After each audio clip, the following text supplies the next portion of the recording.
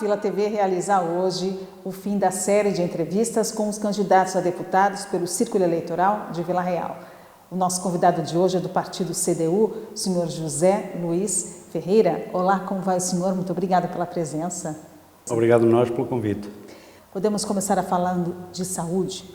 16 mil utentes aqui de Vila Real não têm médico de família. O senhor acredita que a valorização das carreiras pode ser um dos caminhos para mudar esse cenário? Sim, não é só, mas é também um contributo para a solução, digamos assim, porque nós temos um problema com a saúde que não é de agora e, aliás, estes 16 mil pessoas que não têm médicos de família é um problema transversal a todo o país, sente-se mais aqui naturalmente no interior, mas é um problema que é transversal a todo o país, mas não é um problema que surgiu agora, portanto nós temos décadas de subfinanciamento do Serviço Nacional de Saúde e que foram fragilizando o Serviço Nacional de Saúde e por outro lado também ao não valorizar, porque é aí que reside o problema, ao não valorizarmos as carreiras e os salários dos profissionais de saúde, nós estamos quase a empurrá-los para o setor privado e esse é que é o problema, portanto nós temos, para além de termos que valorizar os profissionais de saúde nas suas carreiras e nos seus salários, também queremos arranjar mecanismos que evitem a fuga para o setor privado, que é isso que está a acontecer. Um dos grandes problemas que nós temos na saúde, que atualmente se verifica mais do que nunca, e que é preciso inverter, é esta tendência de nós estarmos a fechar serviços públicos de saúde para engordar o mercado aos grandes grupos económicos com interesse na área da saúde, que é o que se está a verificar agora. E o que significa que as pessoas, a alturas tantas, se poderão perguntar para que é que eu, afinal, pago impostos, se pagando impostos, quando preciso do Estado, o Estado não está presente e eu tenho que ir ao privado para pagar para ser atendido. E, portanto, nós queremos inverter esta tendência que se está a verificar de transformar aquilo que é um direito com relevância constitucional numa mercadoria como se fosse outra mercadoria qualquer que se compra e que se vende. Nós consideramos que a saúde é um assunto demasiado sério para estar entregue ao mercado e estar entregue às leis do mercado. E, portanto, a falta de médicos no distrito de Vila Real, naturalmente, que pode ser combatida também com a valorização dos profissionais, porque nós estamos a falar de médicos, mas no Serviço Nacional de Saúde, não estamos a falar dos médicos nos privados, porque é desse que nós estamos a falar, porque é aí que o direito se revela, é essa a responsabilidade do Estado. E, portanto, nós temos que investir a sério no Serviço Nacional de Saúde, criar as condições para os médicos se sintam bem e se sintam motivados para trabalhar no Serviço Nacional de Saúde, porque senão continuam a fugir para o setor privado, e esse é que é o grande problema. Agora o assunto é habitação. Como garantir habitação, por exemplo, para os jovens que querem vir estudar aqui em Vila Real? Pois, é outro problema grave que também não surge por acaso, que no fundo é produto de um conjunto de políticas que foram desencadeadas nos últimos anos e que entregaram ao mercado imobiliário a especulação. E, portanto, a especulação atualmente domina o mercado imobiliário em Portugal, ao ponto de Portugal ser o país da OCDE, de toda a OCDE, onde a desregulação na habitação é mais sentida.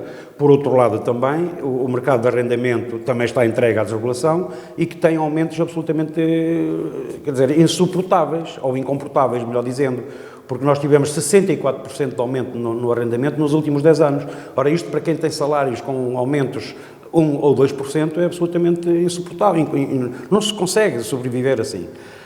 O problema da habitação também, por outro lado, é preciso dizer que é uma miragem hoje para os jovens, em Vila Real e em qualquer parte do país. Em Vila Real, também agravado pelo facto de termos uma comunidade estudantil universitária que, no fundo, faz motivar a procura pela habitação e, portanto, o problema é muito sentido em Vila Real, mas é um problema nacional. Nós temos a ver com os jovens hoje em dia não têm condições para sair da casa dos pais, chegam aos 30 anos e por lá continuam porque não têm condições exatamente para poderem ter projetos de vida do ponto de vista laboral, porque muitas vezes também trabalham com contratos precários e, portanto, não têm segurança. Por outro lado, os salários são baixos e, portanto, as pessoas não têm condições para suportar os custos com uma casa. E, portanto, a CDU tem propostas para a questão da habitação, que é preciso intervir, o Estado tem que ter uma intervenção forte com respostas sociais para a habitação, é preciso também regular o arrendamento e fiscalizá-lo, porque há aí muita gente a viver à custa depois de arrendamentos onde num quarto estão 7 ou 8 pessoas, sem quaisquer condições, e é preciso também revogar aquilo que ficou conhecido como a Lei dos Despejos, que é uma lei que vem do tempo do Passos Coelho e Portas, era a Lei Cristas, era assim o nome da ministra, e que veio permitir que houvesse despejos sem recurso a tribunal. E, portanto, isto facilitou também muito os despejos. E, portanto, em Vila Real era preciso o quê? Para já era preciso que houvesse um investimento sério do ponto de vista das casas universitárias, digamos assim, das residências universitárias para estudantes. Depois era preciso também reativar a linha do Corgo para permitir também que os estudantes se pudessem deslocalizar de lá para cá, para a universidade, vindo de lá para cá, mas é preciso, de facto, criar condições para que os jovens, em geral e em particular em Vila Real, tenham condições para suportar os custos com uma casa. Uma das propostas do seu partido é com relação aos benefícios da agricultura. Eu falo precisamente da viticultura.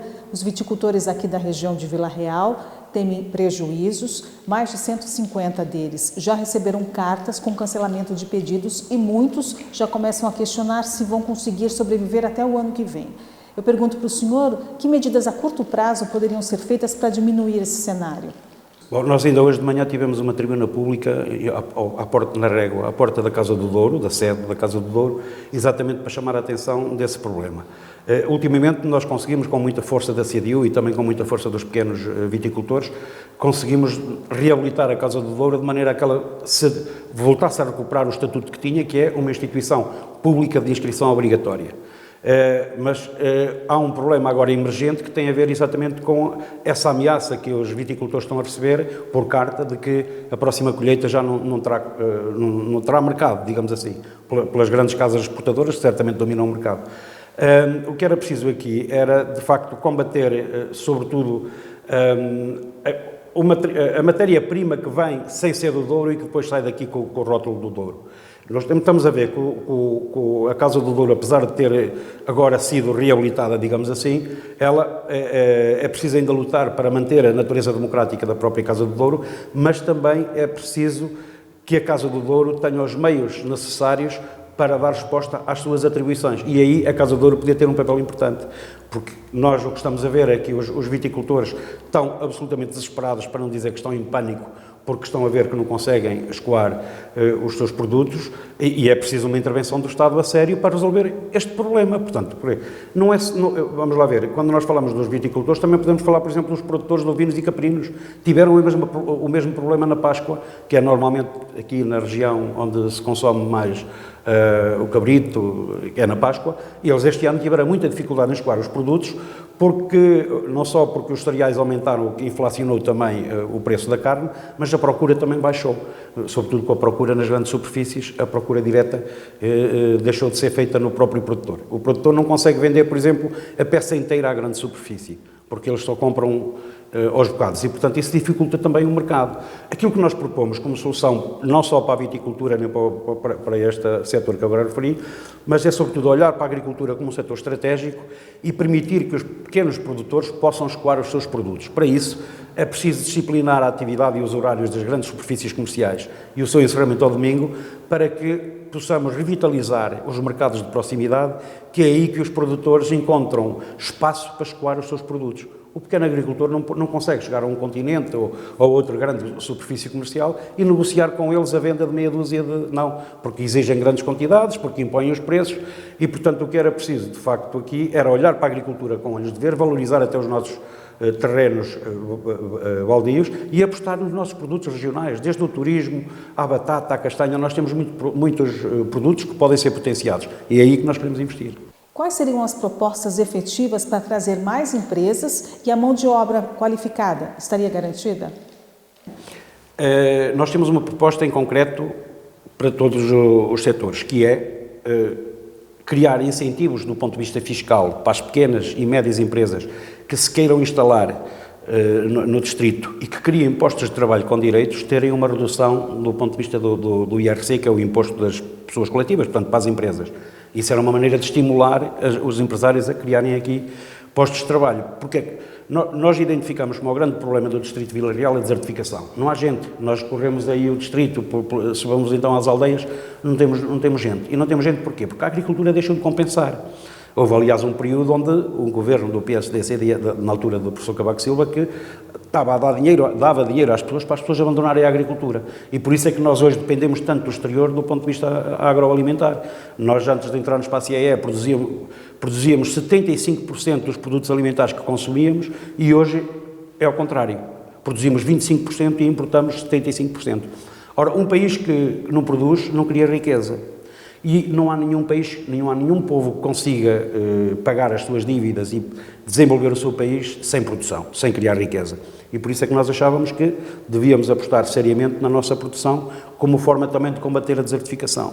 Nós hoje assistimos a um fenómeno que antigamente não se verificava, que é os incêndios florestais hoje ganham uma dimensão assustadora. Isto porquê? Porque antigamente as pessoas estavam no campo e quando estavam no campo, de certa forma, iam prevenindo os incêndios florestais com a limpeza das matas, eles próprios faziam também economia, digamos, dos resíduos florestais. Hoje não há gente no campo, naturalmente que os incêndios propagam-se porque não têm barreiras e é sempre andar. E por isso é que nós consideramos que o grande problema do distrito de Vila Real é a desertificação. Não há gente, não há condições para cá ficarem e é preciso inverter esta tendência de fuga, seja para o litoral, seja para o estrangeiro, que é o que a gente está a ver que os jovens estão a fazer hoje. Candidato, eu agradeço demais a sua participação na Vila TV, desejo boa sorte no próximo domingo. Obrigada de coração. Muito obrigado e sucesso também para o vosso trabalho e para a Vila TV. Muito obrigada. Muito obrigado.